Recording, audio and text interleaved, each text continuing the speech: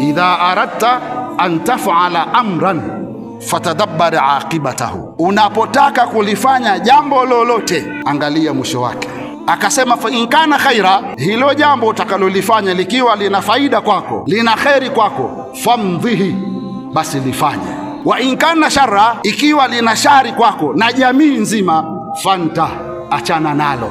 Sasa mwanadamu ikiwa amepewa akili ya kufikiria namna hii, halafu yeye mwenyewe hatumii akili yake kwa kufikiria lile analotaka kulifanya, basi kwa kweli tukubali lugha aliyotupa Mwenyezi Mungu Subhanahu wa Ta'ala kwamba sisi tutakuwa kama wanyama.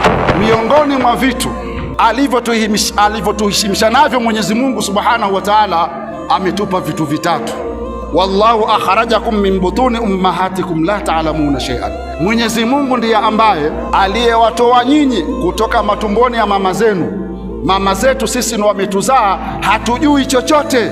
Halafu wajaala lakumus sam'a wal absara wal afida, lakini Allah anasema halafu tukakupeni masikio, tukakupeni macho na kisha tukakupeni nyoyo, kwa lugha nyingine akili ambazo ziweze kung'amua mambo.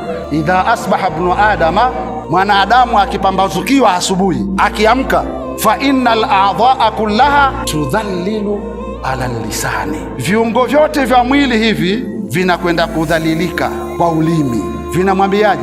Ya lisanu innama nahnu fika, sisi unavyotuona tuko pamoja na wewe, ni katika sehemu ya mwili. Fa innama nahnu bika, halafu wewe bwana ulimi, wewe ukienda vizuri sisi tutasalimika kwa ajili yako, na ukiharibu na sisi tutaharibikiwa kwa ajili yako. Fa in istakamta, tukwambie mwenzetu, ukinyooka wewe, istakamna, na sisi viungo vingine tutakaa vizuri. Wa in i'wajadta, lakini wewe ulimi ukenda kombo, na sisi viungo vyote tutakwenda kombo. Sasa ikiwa viungo vya ulimi vinaomba amani kila asubuhi, wewe mwanadamu vipi?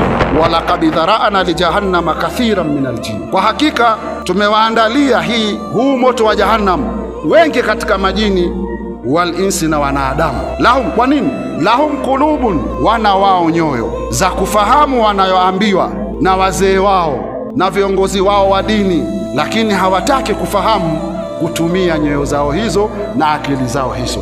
Walahum ayunun, wana wao macho ambayo hukupewa tu utazame, bali utazame alafu urejeshe mazingatio katika akili yako. Lakini Mungu anasema la yusuruna biha, hawaoni kwa macho hayo. Sio kwamba hawaoni, wanaona, lakini mazingatio, kutumia kile walichokiona hawakifanyii kazi.